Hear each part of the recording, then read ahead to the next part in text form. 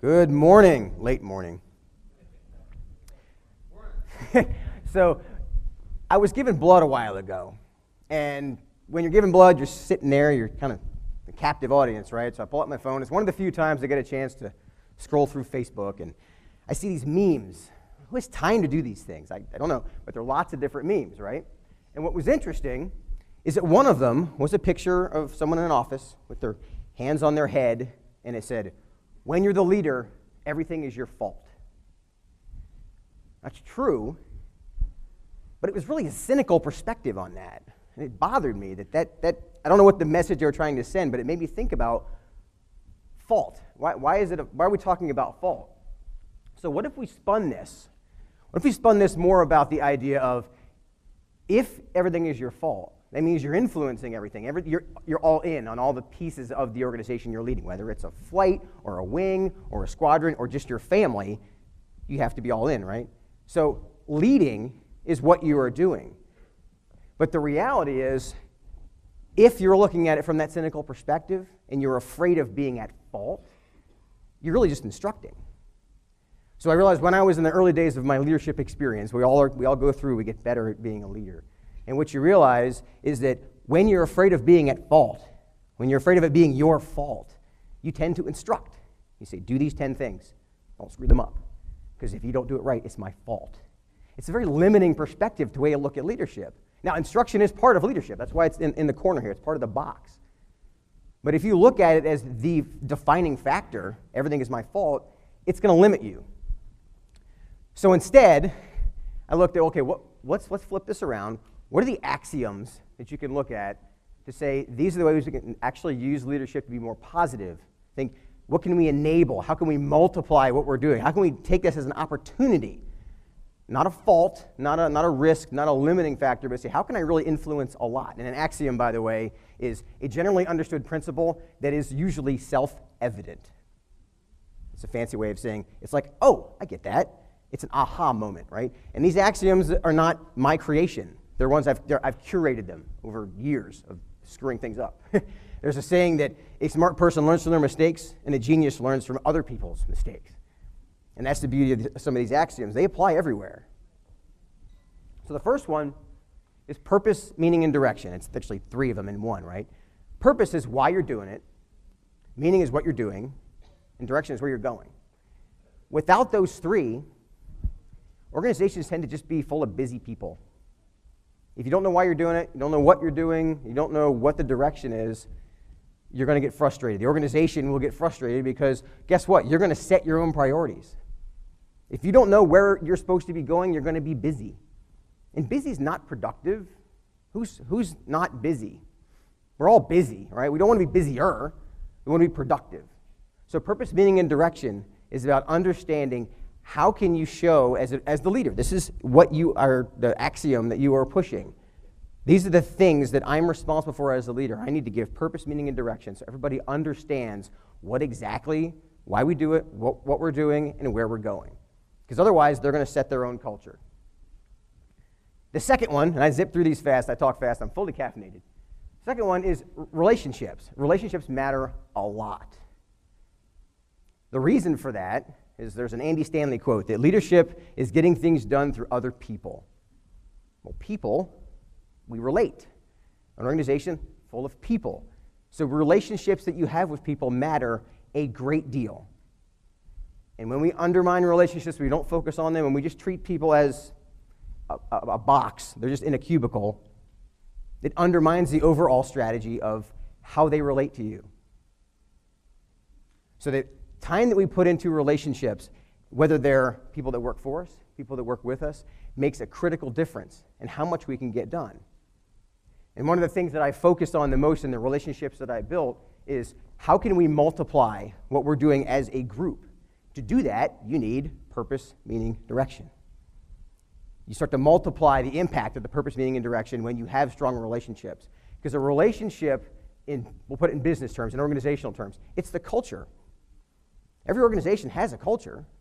Again, whether you're at the wing level or at the squadron level or you're at your own family, there is a culture. The culture in my family, there's one rule. You will respect your mama. Again, not my idea. I heard it somewhere. But the simplicity of that. It's really easy to my kids can wrap their heads around that. That's our culture. So you set the culture. Here's the really frustrating part about culture. If you don't set one, it'll set itself.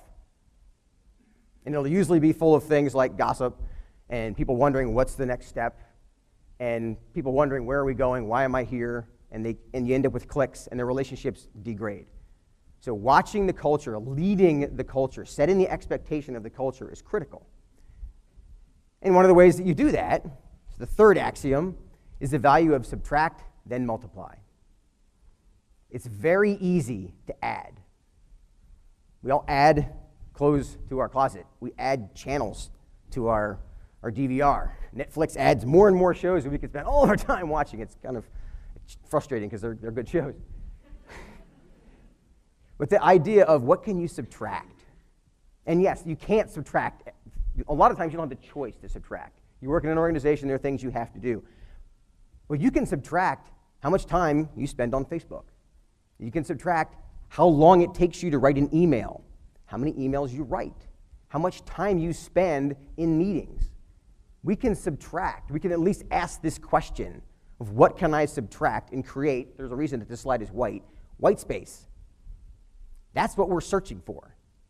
Because in that white space is creativity. It's where relationships are built. It's when you have the time to sit down and say, okay, what is our purpose, meaning, and direction? If you don't have white space, which you can create through subtracting, you're not going to have time to invest in things like going to your kid's baseball game. Those are the things that when as you add more things, time is a zero-sum game, right? There's only so much time. We allocate it. We can't create more of it. And what happens is when we add things to the pile, think of it's this stage, right? So you add a project, a task, whatever, and don't take anything else off, something will fall off of the tape. There's only so much room. And again, what I've learned by studying this kind of stuff and messing it up badly, what's falling off when you take on that second project or you take on some other major thing, what's falling off the back is an hour of sleep, that third day a week at the gym, that baseball game, date night with your spouse. You don't see it because it's way over there on the other side of the desk or of the stage. But every time you add something, something's coming off. So ask this question, what can I subtract to multiply the things that I know are working? Fourth one, very simple concept, very, very difficult to do. Again, this is an Andy Stanley podcast. I take these from people under the rule of you learn from other people's mistakes much better than you learn from your own. But ask this question. It's very clarifying. What is the wise thing to do? And yes, wisdom comes over time, but in reality, most of the times you know what the wise thing to do is. And it rarely is the easy thing. It rarely is the fast thing. It usually requires investing in relationships. It usually requires having purpose, meaning, and direction. And it almost always requires white space to think about the answer to this question. The times that I've slowed down and asked this question have been very, very gratifying, personally, professionally, whatever. And that's why I realized this works. That's why it's on this slide. It works better than most other questions you could ask. And it's insanely simple to teach to your team, to teach to your family, to put up on a whiteboard in your office. So each time should we have this meeting? Do we need another meeting? Because meetings are very good at subtracting time.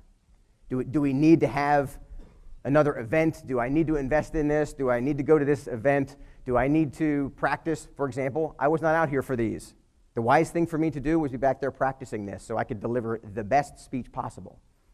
Is what I wanted to do? No, there's some great speakers out here. But instead, the wise thing to do, which again is not the easy thing, was to sit back and practice this a few more times. The fifth thing, checking the time. Speaking of time, how can you multiply your time? Sounds really cool, but what does that mean? Okay, obvious example right here is the amount of effort and time that all of these phenomenal speakers put into their time to generate a great piece of content that is on YouTube that is multiplied. So you get the idea, right? Well, think about how you can apply that to if you have a meeting and it's not recorded and it's not documented what happened, it didn't multiply. It subtracted time potentially from a lot of people. But when you document a process and say, this is how we do it, This is our purpose, meaning, and direction. So everybody knows what's the most important thing. Again, that could be for the entire squadron, it could be for an individual. What is the most important thing for you? There's a saying that the most stressed you'll ever be is when you don't know what you want and you don't know how to get it. When if you decide what you want and you focus on that one thing, a lot of this stuff will clarify. But you need purpose, meaning, and direction, you need white space, and you need to find ways to multiply your time. Because the time that you invest, you've only got so much of it. I could foot stomp that all day long. It's such a critical piece to understand that multiplying your time is how you do this. Think about what can you do, things like listening to a podcast while you're running. That's multiplying your time. There are simple things that we do. Listening to instead of watching, instead of scrolling through Facebook in the van pool, what can you learn? Is there a TED Talk you can watch? Those are questions that you ask. Now, granted, we all need downtime, but if you make it selective downtime, actually, this sounds kind of crazy, I suppose. I have a half hour. It's targeted downtime where I shut off my brain. That is white space. And I'm not a savant. I didn't figure this out myself. I've watched lots of TED Talks. I've read lots of books. This is what makes this work. One of the more interesting, might surprise you, ways to do this is study sales. Well, you guys aren't in sales. What are we talking about? Business. I'm not talking about snake oil salespeople that are trying to call you up and trick you into buying things you don't need. I'm talking about business-to-business sales. It's persuasion. If you can persuade people that your purpose, meaning, and direction are important, that multiplying their time is important, that having white space as an organization is important, they will follow you, and you'll get more done. You'll effectively multiply your time. And the healthier your culture is, it's kind of a neat effect. Again, I didn't figure this out. I just noticed it. The healthier your culture is, the more this happens. Because what people start to do is they realize, you know what? That meeting that we're having, could we do that in a half hour instead of an hour if we took out this part that nobody seems to have to deal with? Or this report that needs to be done, could we automate that? They start to bring that to you because they know the purpose, meaning, and direction. They've had white space to think about it. And they're looking for ways to multiply their time so they can do really awesome things like innovate new solutions. Talk to the customer and see what else can we do to solve your problem. And in your case, you have the customer. Everybody has a customer, right? All of these things work.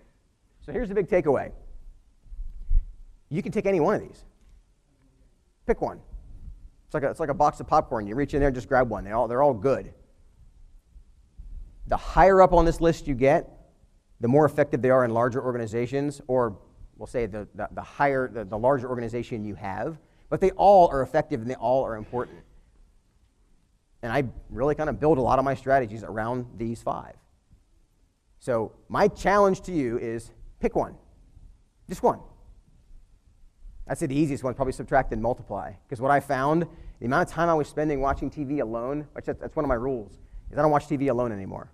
If I'm watching TV with my wife or I'm watching TV with my kids, that's family time. We're watching it. But if you're just watching TV, like Frasier is my favorite TV show, right? I watch Frasier. It's hilarious, but it's like, whoa, on Netflix, 2 hours went by. So be careful where you spend your time.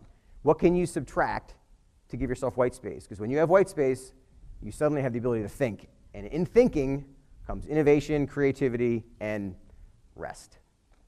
Thank you.